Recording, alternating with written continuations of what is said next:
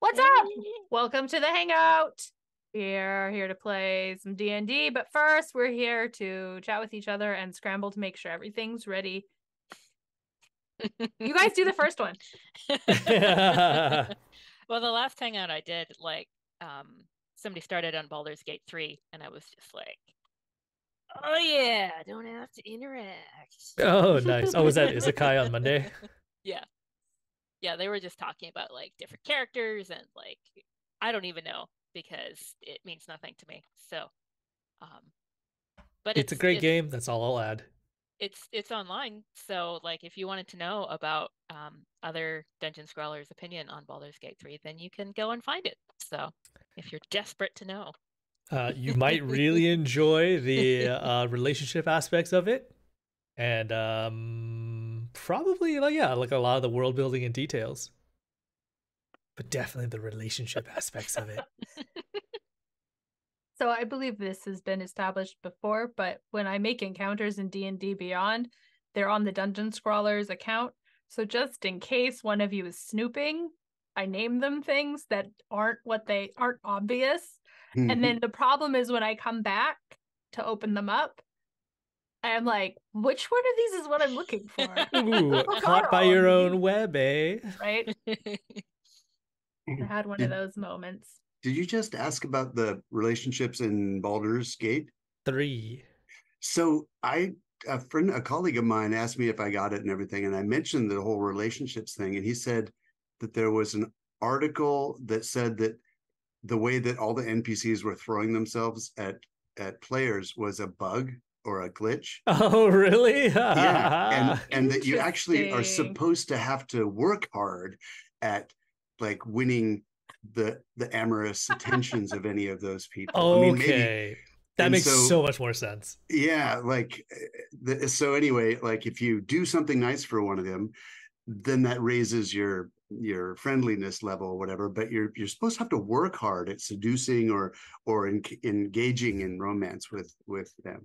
I mean, obviously there's always going to be the random, drunk person who falls all over your character probably, but in general that was a bug that they, I guess, fixed, maybe, I don't know, but maybe people are just going to be in uproar now. No, I horny NPCs. Excuse me, I was here for horny NPCs. Yeah, so that makes total sense because like most games I play, it's like Act 2 where they begin sort of like unraveling the romantic aspect of it and your relationship deepens, but like Baldur's Gate 3, the very first time I go to camp to talk to any of them, they are all throwing themselves at me, just like left and right. Like clothes are just popping off. People are sneaking into each other's bedrolls.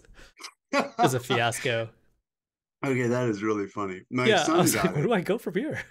My son got it. I won't be able to get it till February when Xbox comes out with it.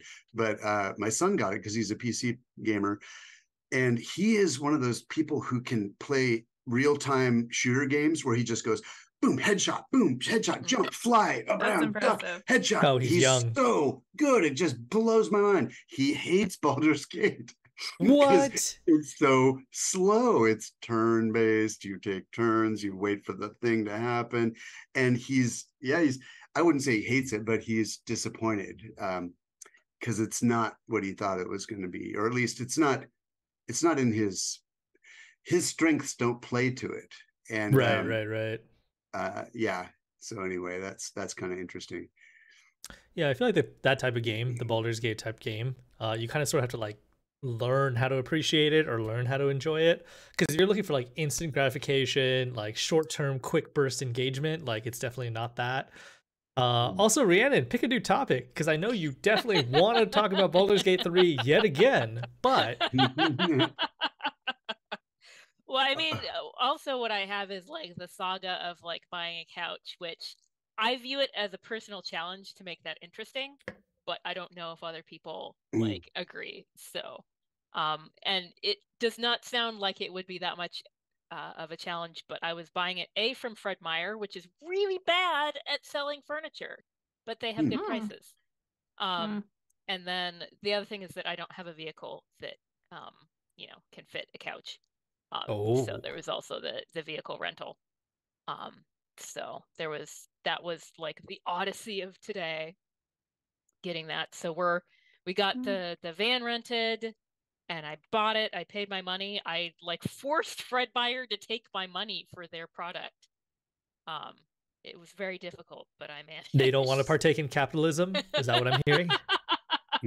Well, like the furniture just sort of like is sitting in the center of the store, and it's sort of like, well, who sells it to you? And so I like they have little tickets, and I took it to customer service because I figure customer service trumps all. Like those people got to know what's going on. But no, they called somebody to meet me there. And then that somebody has no sort of like has not received any information about what might be wanted. So I was like, I would like to buy something. And then it turned out that I can like just take the ticket to the regular till. So maybe I could have done that first off, but you know what you remind me of? What? Has anybody seen the opener of season 4 of The Wire? No. Nobody. Okay. So in the very first scene, it's like such a great character introduction to one of the characters where they go into like a Home Depot and they're essentially looking for like a nail gun, but they're using this nail gun as sort of like a weapon. But they're walking around, they don't really know much about these tools, and like one of the sales clerks steps up and like breaks it down for them in like this really like detailed level, you know, talking about like gauges of the nail guns, like types of motors, you know, etc. Kind of thinking, and this person who's like sort of, you know, more rough around the edges, like picks it up instantly. But like one of the top comments on the video is like, boy, this sales service is dead. Like that no longer exists in this world today. Like good luck finding a customer service agent who actually knows the products and the details of the products, because it is all about just like low wages and like burning out the good people, basically. Yes, right? Like, because I don't blame like the people who work there for not knowing what's going on, because if they haven't been paid enough to like stay there long enough to learn it,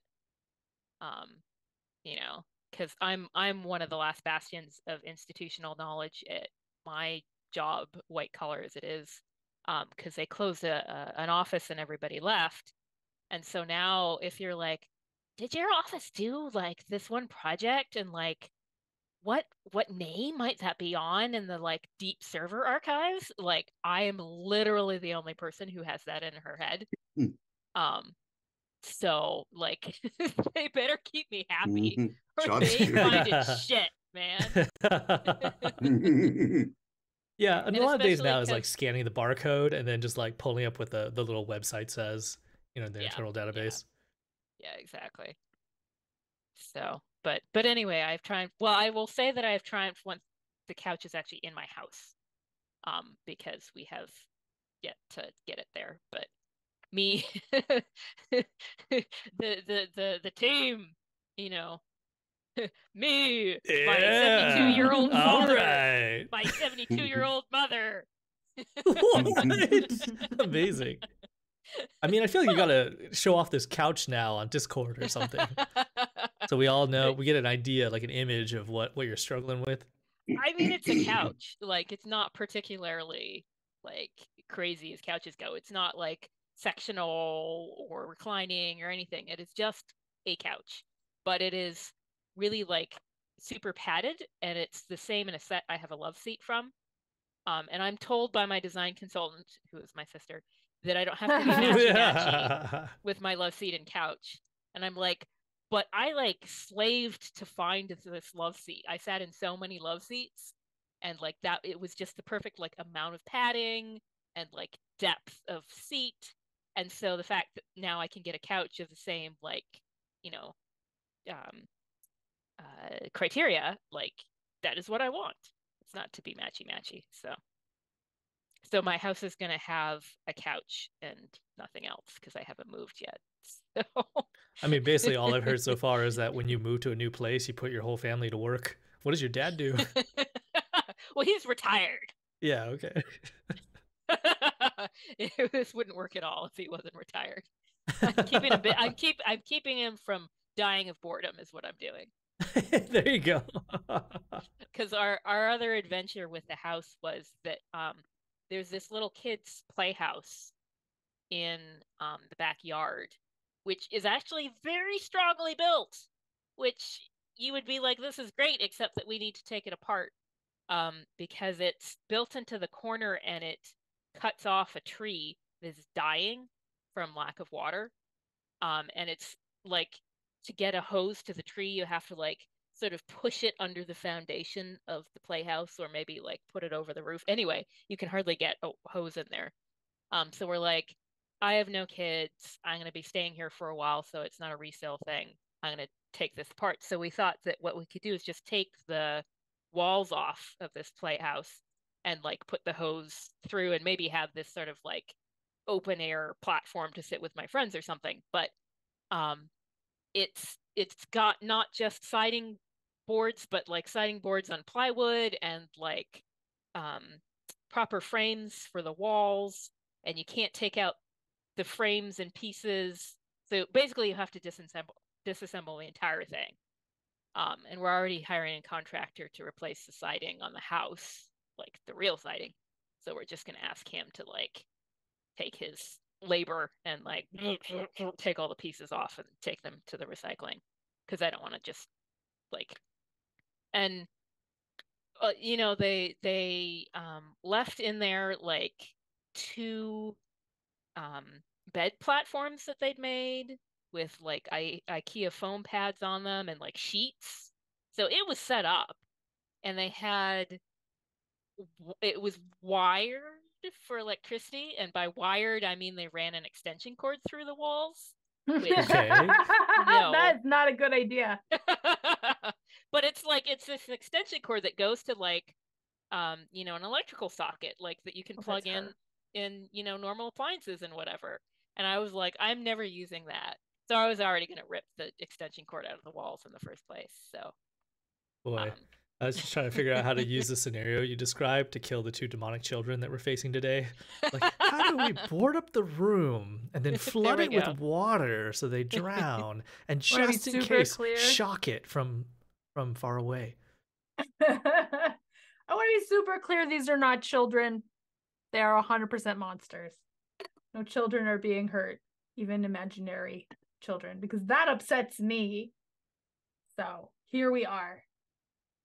Which of you? Well, I mean, we're already halfway there. Like, we need to soak the floors so that the electricity like goes, and then get the monsters in there. And then clearly what we do, I mean, I guess since they're monsters, we don't need the perfect crime, but we need to like saw through the extension cord so that it's just at the edge of like breaking. And then like when the monsters are like slamming around, then they break it and they electrocute themselves. And then it's a perfect crime. We didn't do it. The monsters did it to themselves. Yeah, that's right. No detective would. We suspend like the cord like with just enough taut above an ice cube, so when it slowly melts, it eventually snaps and then exposes the wire and shocks all the water. There we go. Boom. There we go. Ice cube. Good one. Yes. I've watched one of the too many classics. procedural shows. Well, Steven, how boned do you feel this week? Steven? He's frozen. Oh, he's frozen. Oh, I thought he was just chilling like patiently this whole time. Your video is frozen. Stunned. Let's see. Oh, this is helpful. This is helpful. Oh, this is perfect. I like to see the foyer this way. I just moved it to he's looking at the map. I just moved the map to the main floor because I think that's where we're gonna start. You're like one of those guys who superimposes a picture of himself like during a meeting so that everyone thinks that he's there and paying attention, but he's actually like doing whatever, God knows what, like in the background. God knows what. Oh, very nice. Yes. No. Sturge is a slippery fellow. He's fine. Okay. Don't worry about getting pinned down. Well, you know, he has some tricks up his sleeve. I mean, obviously invisibility didn't work, but he's not thinking about how he wants to die like a cat. That's good. This isn't how it happens. This is not how it happens. No. It's going to be ceremonial. Huh. By the way, thank you so much for the sub, Monk of Greyhawk. We really appreciate all your support. Also, hello, Bookish Barbarian. They say hello to us. Oh my gosh, I have this service called it's Word of the Day from dictionary.com. Mhm. I just discovered the coolest holiday. Let me give it to you. Hold on. Yeah. Oh my gosh, I want part of this. It's a Danish thing. Mm. And Do I know this one? You might. It's called, oh, come on. Hold on. Give me a second. Give me a second. It is called Yola Bokaflod. Yola I've Bokaflod. not heard of this. And this is what it means. It's Icelandic. An Icelandic tradition in which books are given as Christmas presents. I was going to say, is it the book present one? And opened on December 24th, after which the evening is spent reading the books. Oh my God, Christmas Eve, everybody's reading. That sounds I want so that badly. Heavenly. Yeah, I think I might want to institute that at my house, but it won't happen because we'll have some family thing we have to do. I mean, it sounds like my girlfriend's nightmare, but I think it sounds great. Is she's not a fan of books, or? She likes reading, but like in very small doses, because if she sits anywhere for too long and tries to focus, she gets way too antsy. So she needs to always be like switching what she's doing. That's sort of that's a condition. It's many people have it. It's a kind of ADD or ADHD, isn't it? Yeah. Who knows? I don't want to suggest anything to my girlfriend. No, unless the moment is right. It's a superpower in some ways. Yeah, true. Especially in nomadic pre-electrical societies in which there needs to be someone who's always paying attention to other things and bouncing around in case of, saber-toothed tigers or something. So hey, it looks like one of our viewers is on the same list as you, Stephen. What list of what? Oh, the dictionary.com? Like yeah, word of the day. Yola Boca flood. Mm-hmm. Okay. Okay.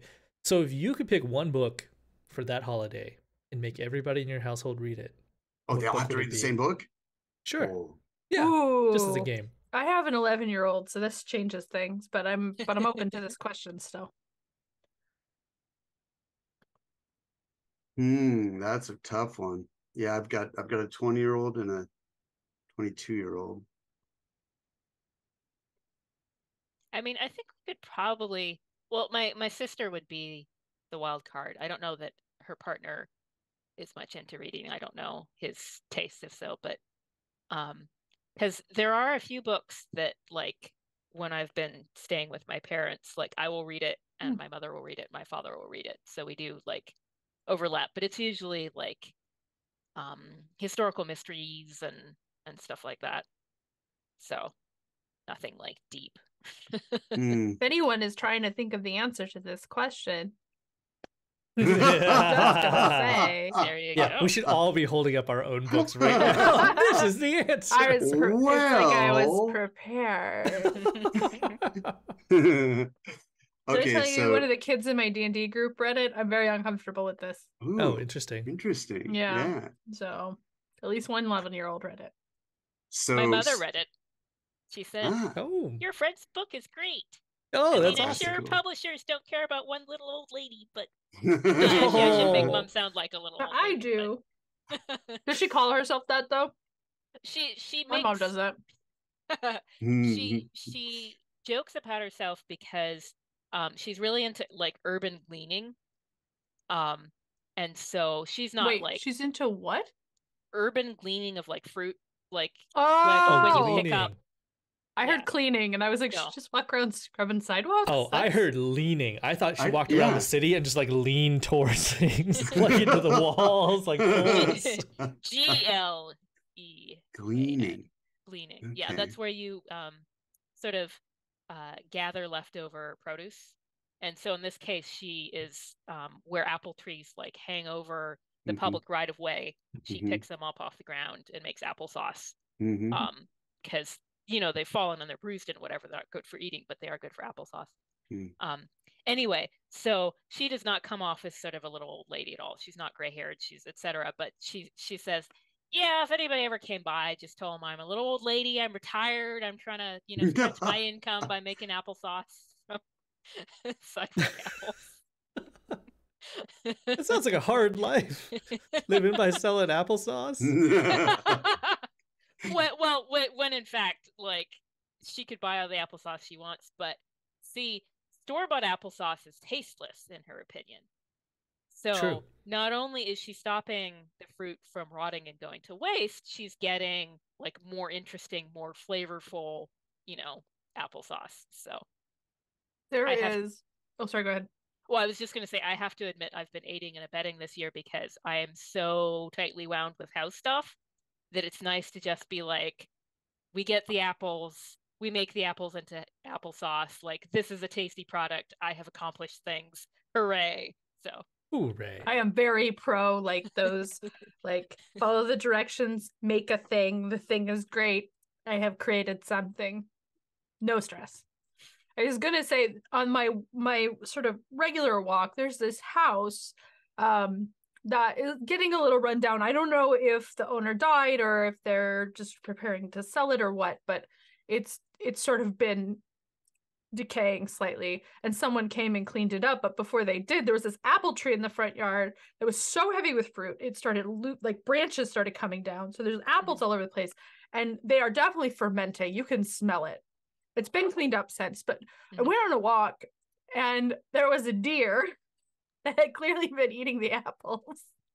And she looks up and she's just like, whoa. And she kind of does like this little, like, I'm not drunk stumble. It was the funniest thing. Yeah. I hope the deer was okay and enjoyed her little, you know, wine time treat. But yeah, that's another reason you might want to pick up the apples so they don't turn into apple hooch for the wildlife. Drunk animals are some of my favorite videos. So well, I was all like, oh man, you know, if I still lived up there, I should add that tree to my like regular like gathering route. But we got you come get the ones off my neighbor's tree drops apples, but they are tasteless. They're not good. So maybe if you make them into applesauce, they're better, but also maybe they just make store-bought applesauce style. I wonder if I could like become like the wildlife bar and just keep like a bunch of like, you know, alcoholic fruits around, and then like train the crows and the deer and whatever to come every weekend. Birds get drunk? Oh, I don't know. Is it only deer or okay, mammals it that says get drunk? Bookish Barbarian says, I love those birds that get so blitzed on berries they just lie there. Yeah. So plausibly. I know birds, this is not the same thing at all. Oh, but I know birds can't taste like capsaicin, like in chili peppers. Birds can't actually sense that, which is why it's fine. But that's also part of the adaptation, right? Because if a bird eats your chili pepper, they fly away and poop the seeds, and you have like a lovely spread of chili peppers. And didn't that work out nice? But I always thought that was interesting. Like, birds can't taste spicy. This is giving me an idea to open like a bird bar you for get crows. Very drunk. Yeah, this is giving me an idea to open a bird bar for crows where they would give me coins and I would get them drunk. Yeah, I was going to say, like, you would get the crows drunk and then they would get aggro, and I'm not coming within like a square mile of possible aggro crows because they're bad enough as they are. So I could say, didn't you used to have a crow that would like target you on your commute? And so like, I don't think I've told you this story. I went to visit Corey, and they live like on a street with a lot of those street trees and crows and stuff.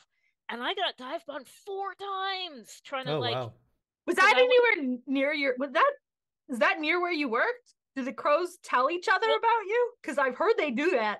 I mean, it's enough in the same area that I think all the crows in Seattle like roost in one area in like Bothell or somewhere. So it's probably, but so I don't know. Like, I feel like I think Corey was saying that they've been dive bombed too. So I think it's like it's a regional like cultural like crow aggressiveness, as opposed to a crow hit on me.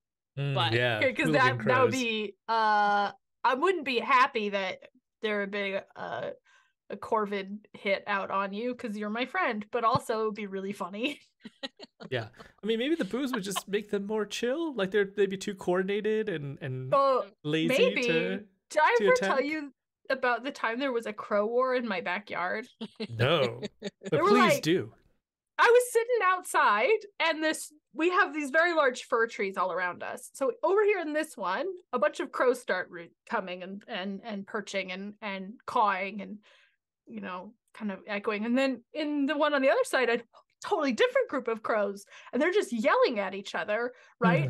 and there's like a rhythm to each of them, and then they start kind of flying out and circling each other, and it was very clearly some sort of like weird territorial warfare display, because they would like hop trees and then they'd hop back, and then finally this one bounced back and back, but they left behind crows that would sit and watch and like kind of swoop out occasionally. And I don't know what the beef was, but it lasted for a solid 20 minutes, this like back and forth crow war. I've never seen it since, that sort of thing. Did you see like two other lover crows like sneaking off to the side, flying away together? Looked for it. Well, no, but it is funny to watch them attack the bald eagles because they have absolutely no chill. And the bald eagles are like, guys, leave me alone. Yeah. It's not my fault I am this way. All right, so it's 6:26. You know, we do got to take a break. So we'll be back in about 3 minutes now. Okay. With episode 8.